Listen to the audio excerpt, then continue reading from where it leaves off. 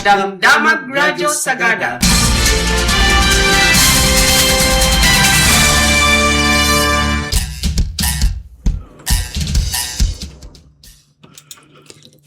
Nimbag nagsapay ti amin nga dumdumnig dito 104.7 FM Radyo Sagada dayto ni Gwen gawin para itiyak. Damdamag ita nga agsapa aldaw iti Lunes sa Hulyo 13, Hulyo 13, 2026, alas 7 iti agsapa. Ngaro dagiti paulo ti damdamag. Dito isagada, panangidatag kadagiti singasing ti agtutubo ken ubing para iti bukod a pagimbagan indalan ti MSWDO. Panangiproseso ti passport kanda dumapaya serbisyo publiko paset ti mapasangbay nga Tourism Month celebration. Dagiti damag dito Cordillera, TRO kasilpo iti eksplorasyon ti CMDC sa Jemangkayan inwar ti Korte. Inyawat ti DNR ti talo a kontrata para SSM sa Jai Itogon.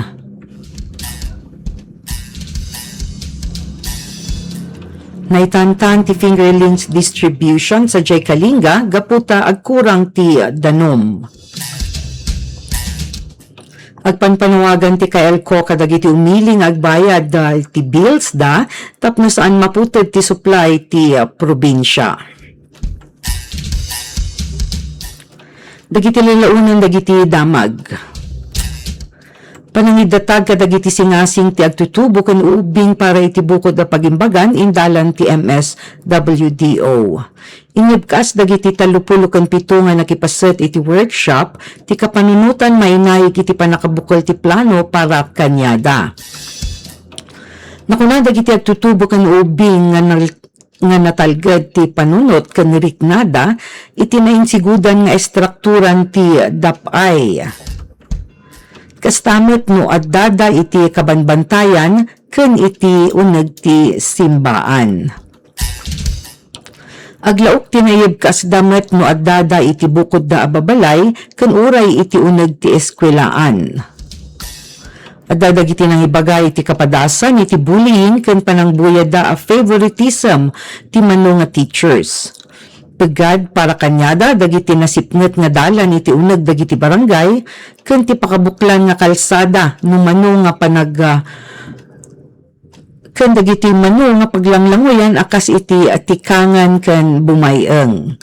Adamet la nang iibkas nga umamakda kadagiti paginuman ditoy sentro ken iti kiltupan a pasaray paginuman ti mano nga kabataan. Kunada ti panagbartek ket nangited iti mano nga gulo kas iti panagbukbuksing ken aksidente ti motor ken lugan. Dagitoy ket naibagada iti madawat nga ilista dagiti 30 ken 7 nga partisipante no anya dagiti lugar nga natalged ti panunot ken sa dinumet ti pakadanagan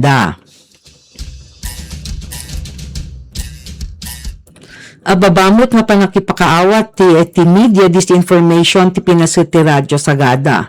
Ditoy nga pinasingkadan da Domingo Manalog ken Gwen Gawin at media literacy ket napateg. Kinakasapulan nga kritikal iti mabuya ken mabasa iti social media tapno saan nga mapagbalin a biktima iti scam ken panang al-alilaw. Natalantan metla dagiti addang nga aramiden tapno mapanatnakan a pudno ti impormasyon. Ditoy nga rumimbaw ti kinapateg ti nagapuan ti impormasyon, masapol nga mapagtalkan, saan nga kumkumpurmi. Naipakamumutla no anya dagiti iramid no impormasyon ket saan nga mapagtalkan. Nang runa ditoy ti saan nga panang iwaras uno panang i-share ken i-report ti page. Ipalpas ti agsapa babaw ni ti mano nga ay ayam akas pagrukdan iti panakaawat dagiti partisipante iti topiko. Dagiti premyo ket insaganan ti MSWDO. Ti MSWD ti sagada ti naipa babaen iti panangidaulo ni Marites Lawagay ti sanggunyang kabataan ken Radyo Sagada dagiti nagtinulong tapno maibaligi ti nasao nga aktibidad. Passport processing kanda duma serbisyo publiko na ipanamnama iti Tourism Month celebration. Mapaspasang 20 Setyembre kasbulan ti turismo nga isayangkat ti gobyerno lokal ken agduduma nga stakeholders ditoy Sagada. Nagnunumuan ti Konseho ti Turismo iti maudi at taripnongda ang mainayon ti passport processing kastamot ti job fair iti nasao nga panagrambak. Posible matla ti Land Transportation Office driver's license processing no may kagumaan ti Tourism Office ang mapadaray isuda ito'y atsyempo. May saal daw mo tinaytuling para iti panagsasabat dagiti tour guides, accommodation establishments, drivers, souvenir shops, kanda dumapay nga stakeholders. Dito'y may kan lugar ang maibkas da dagiti parikot asang sangwenda, dagiti problema a kinakasapulan marisot, ken dagiti singasing iti panagduras pa iti turismo ti munisipyo. Creative Week mo ti Setyembre 21 hingga na 25 no sa dinno ket agdudu mga wagas ti panang ipakita iti talento ken kinalaing iti arts. Karaman ditoy ti photo walk, photo exhibits, interactive performances ken dadumapay. Antabayanan ti dadumapay nga aktibidad apaman may pinaldag itoy ken maipakaammo ditoy Radyo Sagada. Iti sabali mo tapasat iti Cordillera, TRO kasilpo iti eksplorasyon ti CMDC sa Jaymangkayan inwar ti Korte.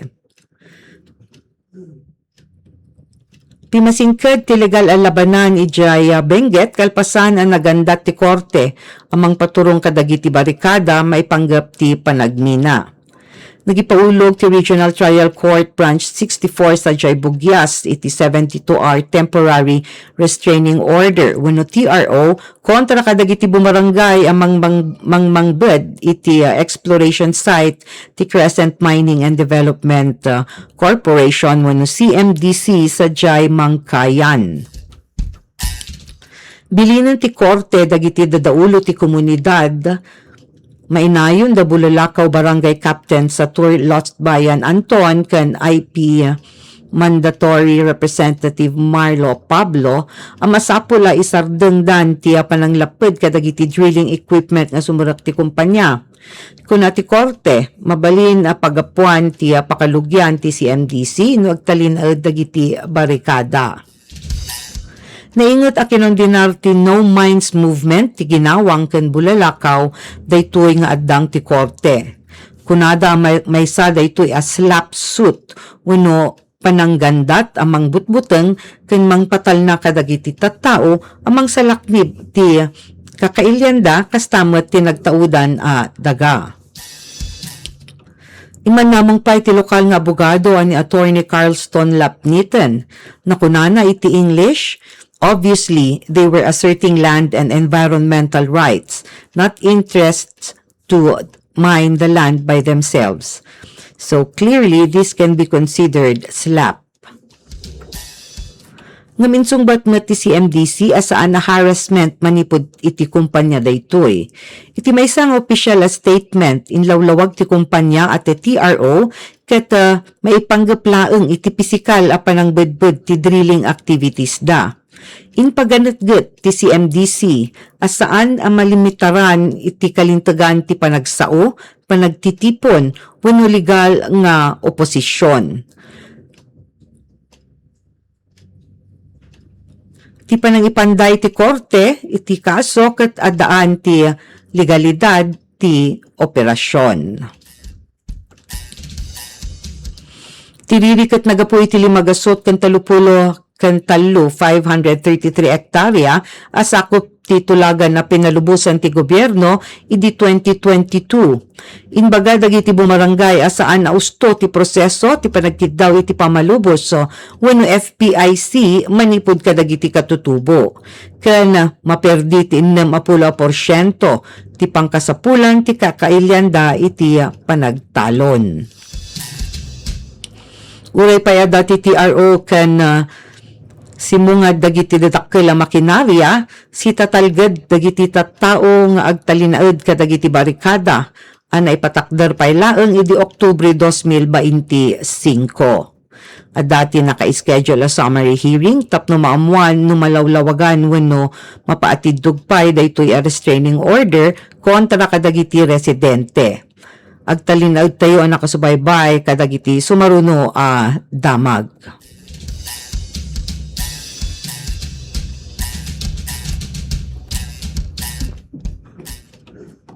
Inyawat ti DNR ti talo a kontrata para iti SSM sa Jai Itogon.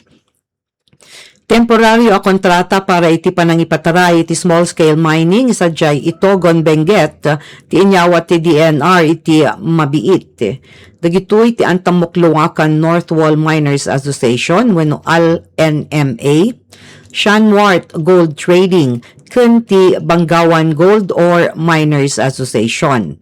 Mapagbalin nga permanente dagiti kontrata, oras nga makompleto dagiti rekisitos a kinakasapulan.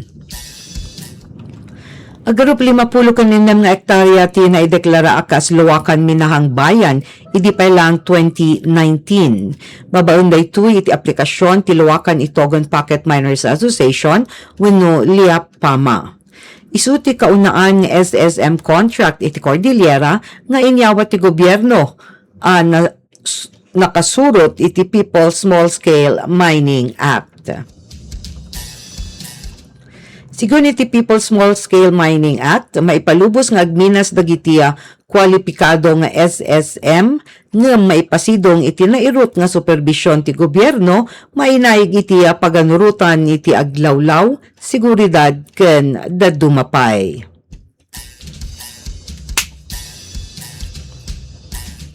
Itimat probinsya ti Kalinga, na itantan ti fingerlings distribution, kaputa agkurangan ti danom. Agraraira ti kinakurang ti danumi ti kaaduan nga fish ponds kan irigasyon iti probinsya ti Kalinga. Banag ng iduro ni ti panakaitantan ti panagwaras ti Bureau of Fisheries and Aquatic Resources wano BIFAR ti tilapia fingerlings. Nakuna ni Clifford Fernandez, Fisheries Officer in charge ti Kalinga, imbis kumanga iwaras mi dagiti fingerlings da, from June 1 kumanga isarek ti danom ti niya na adjust iti August iti July 1 nga awan pay pulos ti tudo no isu nga kapilitan piman nga madelay inga na itata. Mostly din ket because of daytoy El Nino, same matlang di ay distribution ti fingerlings. Dita tinakuna ni Fernandez. Ngamin mo nga nang iwaras ti BIFAR idi enero ingana iti Hunyo, ti agarup upat gasot 30,000 tilapia fingerlings iti 662 a benepisyaryo. Adamot la ti 174 pay nga naitdan iti 135,000 tilapia fingerlings iti naiduma a programa. Uray ti 52,500 karpa ken paltat fingerlings ket naited iti 76 a benepisyaryo. Apaman sumaya ti kasasad ti danom dagiti fish pond ken irigasyon, iwaras ti BIFAR tinayon nga 300,000 pay a karpa ken paltat kastamot iti tilapia fingerlings iti talugasot nga benepisyaryo. Nakaisil po dito adamag, inpakaamo ti pag-asa nga ti Kalinga ti maysa kadagiti ili nga makapadas iti below normal a panagtudo. Daytoy ket gapu iti naipanamnam mga panag-irteng ti El Nino iti maudi a paset ti tawan. Apektado ti amin nga aday ti sektor ti agrikultura, karaman ti fisheries, ken amin nga pangkabyagan ang nakasanggir iti danom. Iti kastoy alukuyan ni Fernandez ti amin na makipasat iti tree planting ken amin nga panagsalwad iti aglawlaw. Ipaganetget na at tinasalunat nga watersheds ken kabanbantayan ket importante iti panagnaynay ti pagtaudan ti danom amang pababa iti peggad ti tikag.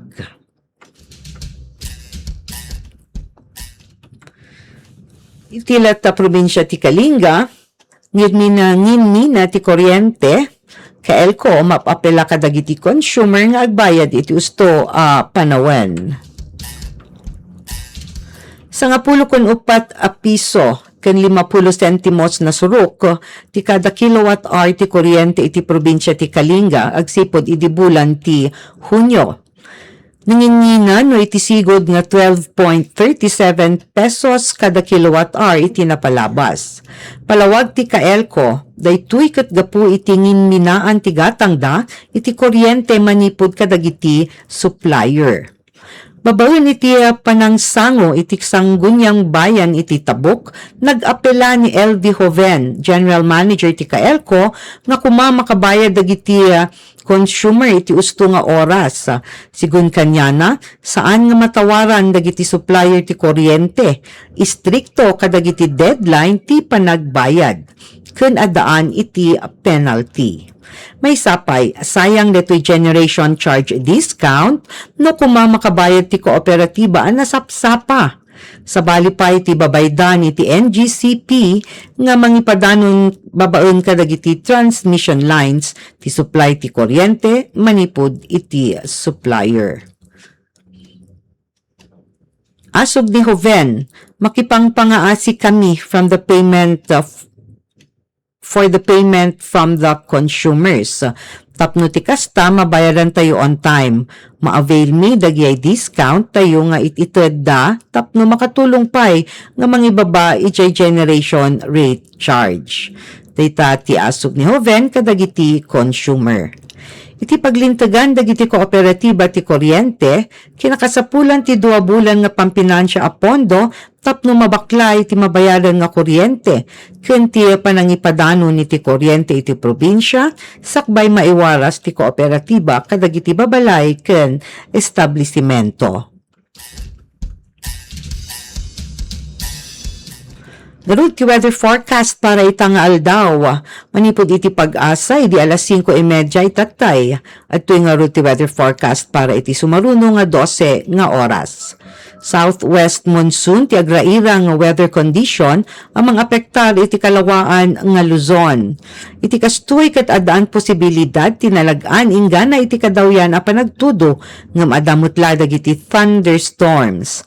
Dagitoy thunderstorms apo ket nabiit ngem nadagsen nga panagtudo nga adda ti panagkimat ken guruod. Iti kastoy mabalaagan amin nga adaan posibilidad dagiti landslides ken panaglayos iti manunga disso iti abay dagiti karkarayan iti Cordillera. Karaman apo ditoy mountain province. Kanayon nga amuan nga rod no anya ti weather conditions kasasaad dagiti kalsada ken dadumapay nga pablaak ken detalye nga apektaran ti panawen.